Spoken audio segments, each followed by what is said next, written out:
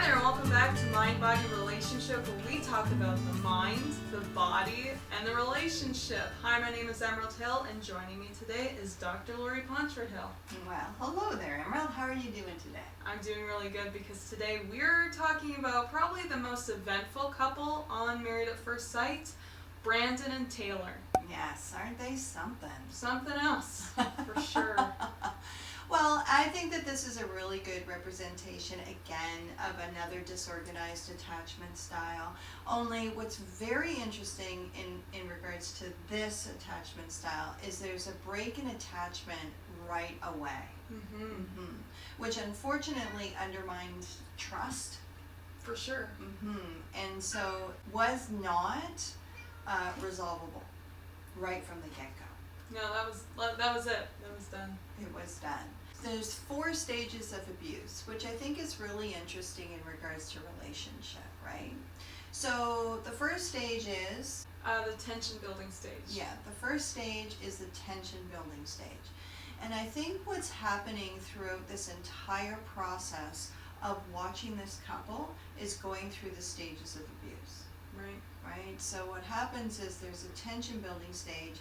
Then there's the abuse, and the abuse can be a number of different things. One is crossing boundaries, boundary violation, right? And that can be seen in a number of different ways. Number one is, you're in my space, right? The other one is, you're swearing at me, right? Another one is that, you know, I'm sitting and you're now standing, towering over me. Public right? humiliation. Public humiliation. Another one is actually, you know, like leaving. Yes, abandoning. Yeah. And so we see this over and over again. So this is what's really, really interesting. This cycle of abuse is happening throughout this couple relationship. Right? So the abuse happens, whatever it is that might be.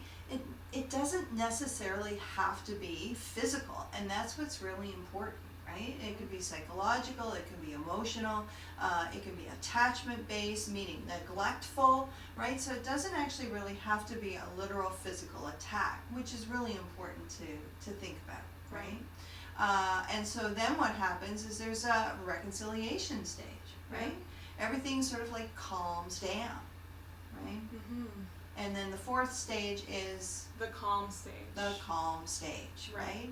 And so let's watch our first clip. How's that? Sure, sounds good. You woke me up with the camera in my face, and it kind of put me in a bad place. And so just imagine that. I mean, you think you're in a safe place, safe, secure environment, even though you have signed a contract to be on a show, which is being shown across the world. But anyway, and you wake up and there's a foreign person with a camera in your face. Can you imagine that?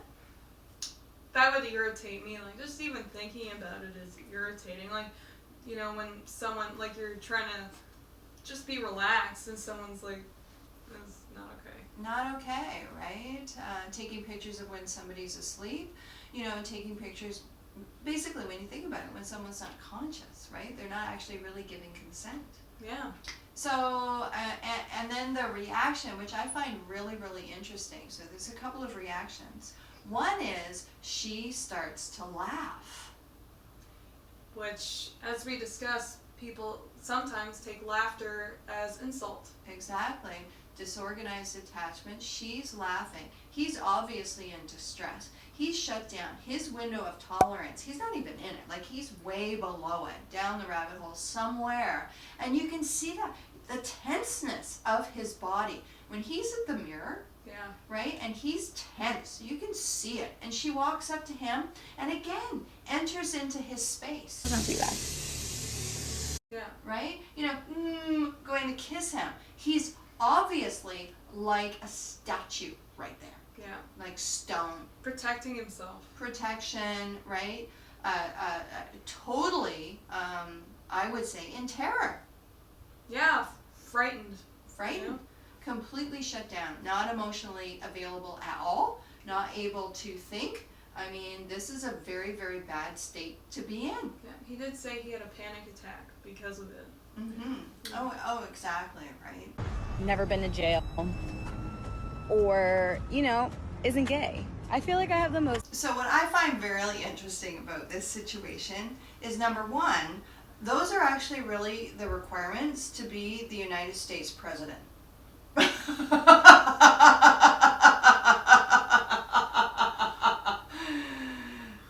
Interesting. Yeah. And you know how hard it is to come by one? America gave up. And you know what? I totally agree with Brandon. I actually really totally agree with Brandon. I mean, what a diss. Yeah. Yeah. I mean, also too, here she is. She's out there in the public eye, and truly she is insulting who it is that he is. Yeah. Right? Like, publicly. yeah. If the situation was turned around, it would have been like done. Oh, yeah. It would have been like that person would have been canceled. Oh, yeah. Put a I gun sat to in your the head. Enstrada. I put a gun to your head. So, it's not okay to stand over people and shout at them, because that's really scary. Well, it's so true, right? It's a power play, Mm-hmm. right? I am appearing to be way more powerful than you, and so standing over somebody actually really shows that, Yeah. right? Then yelling, of course, right? So I think that it's just really interesting, because as it is we're watching these clips, when we were watching the show, who did you think was the abusive one? They very much made it seem like Brandon was the abusive one. Mm-hmm. Yeah. And yet, as it is that we're reflecting and watching the show, who is it that's really showing the abusive behavior? It's definitely Taylor. Well, and the truth is, what happens is his reaction becomes what is viewed as the abusive behavior, Mm-hmm. right? Takes off his microphone. Y'all should probably just go ahead and take this mic off. Don't touch that mic. Yes. I'm shutting this down. I mean, he not only shuts himself down, but he shuts the show down, or at least tries to, over and over and over again. Because he wants to constantly be put in the public eye as someone that's allowing themselves to be crapped on. Oh, exactly. And then, of course, part of the scene is that he actually really tries to remove himself. He goes into the closet.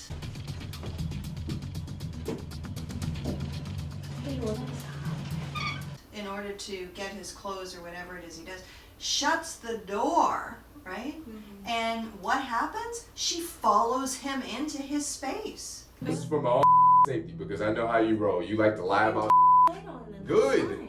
Again! And what surprises me was that the show allowed her to do it. Yeah, if they're like making it into this thing of he's abusive, and he's willing to do all of these things on camera, don't the producers have a responsibility to somehow protect her from going into the room? Like, what's he gonna do when the cameras aren't there? Oh, well, exactly, right? And you can see how it is the cycle of abuse happens. You're in my space. Get out of my space. And so what is the person to do? What the idea is that they leave. They walk away, right? But he's literally a cornered animal. He is literally a cornered animal, and it happens again and again and again. The only, other side of that is that there's alcohol involved. Right? And so the one thing that happens is most probably because he's not of sound mind, he's not sober, he's drinking during quite a lot of these interactions. He does become verbally abusive, but the truth is, all of that is about removal. He's trying to remove himself without literally leaving, till the point when he's actually literally leaving. Yeah. Everything is about escape for this man. Yeah. I don't know. Like, how do you respond to someone who is constantly trying to put you down, trying to make you feel small, trying to shove you into a corner, and not explode? Like, if they're not allowing you to leave, like, what do you do? Well, that's so interesting, true. Because, the truth is, if she were here, Yeah. right, she would say the exact same thing, right? That's what was happening to her. Right. he would say the exact same thing. That's what was happening to him, right? It's disorganized. The truth is it was happening to both of them. That's why she was so highly reactive, right? You are not responding to me. And, so she was coming after him to get a response. Which isn't healthy. Which No. isn't a safe thing to do. Why do you need a response from someone who's perceived as abusive? Who is actually really not present, does not want to be present, is in the process of removing themselves, whether that's through alcohol, moving into the next room, walking down the driveway, taking off the microphone over and over and over again. Yeah. Right? Exactly. So, and yet, what's so interesting about this, and it's more to do with the show than anything else, is that when push comes to shove, well, we're gonna try it again. Yeah. Yeah. Which isn't exactly a good thing. Not necessarily. So I think what's key in regards to watching this couple is you can see the cycle of abuse. And the truth is that everyone has a space. It's their safe space. Yeah. And when you enter into somebody else's space, what you're doing is you're overpowering them. Yeah. Right? And you're causing distress. And it's really important to know, well, where is that space? Where is that safety zone, right? Because when someone steps into your space, then what happens is you just have a natural need to step back, Yeah. right? And so you can see that happening in this couple the entire time. In fact, at the end of this entire process, what happened? They go to the exact same club. Bizarre when it is that he works there. He works there, and she knew he worked there. Yeah, entering into his space yet again. And her response? Well, it's a big space. It's a building. He's on that side, and I'm on this side. Well, who's giving permission for that? Right? And then, of course, there was a court order that they were to stay apart, and that's just the way in which the system does it, right? Everybody to their corners. Now everybody is safe. Yeah. Yeah. And what's interesting is in the last discussion, everyone chose Michael to represent Brandon, and he was so uncomfortable. He was like, I can't speak for Brandon. All I know is his side of the story, which everyone is going to dismiss because you've pinned him as the bad guy, and that's exactly what they did. Which is really interesting because both of them were pinned as the bad guy. Mm-hmm. So everyone who didn't say, I want to remain married, was actually really pinned as the bad guy. Yeah, which was so unfortunate. Yeah. I think what's really important is that when you're in conflict and there's something happening and someone says to you, you need to get out of my space, you need to let me leave, it's really important to be able to let that person leave. Oh yeah, exactly, right? Not walk into their space. That's how it is that things go awry, and that's why the police have a tendency to be called. That's why it is that charges have a tendency to be laid, and sometimes charges are actually laid against both people. Yeah. Because one is not leaving, and they need to. Yeah. Oh, well, thank you so much, Dr. Laurie, for having this conversation with me and really dissecting what an abusive relationship can look like. Yes, we definitely had the start right there, right? And this was a very, very short-term relationship. So it can happen very fast in regards to attachment styles. And thank you so much for tuning in. Give this video a like, subscribe, stay subscribed, and I can't wait to see what the next season of Married at First Sight might be. Well, there you go. Bye. All right, bye for now. Which I think that is really interesting. Yeah. So I think that, was that the second clip?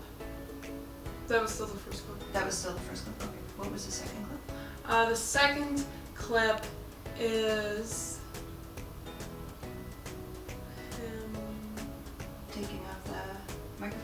Yeah, the fight with the producers. Okay. Which clip was it where it is that they go in that room? Yeah, that was the one where she went out with her friends, and then she towered over him, and then he That's got, the third clip then. and he said. So the next clip that we have is her making that Instagram thing, Okay. and then the third clip that we have is her towering over him disrespecting the producers, and then going into that room, and then she follows him. Oh, okay, so that's the third clip. Great, okay. So the third clip is really so significant, right? Because now we're actually really entering the cycle of abuse, Right. right? Now, you know, the first one, you can kind of sort of miss it, like, okay, you're in my space sort of thing. Oh, okay, right? Like, you're not really catching it maybe. The second one was, I think it's really important to keep them in order. me too, I'm trying. So the second clip that we're gonna show is the one where she actually made the Instagram story. Oh, yeah, so the second clip, okay, sorry. I'm so sorry. It's okay.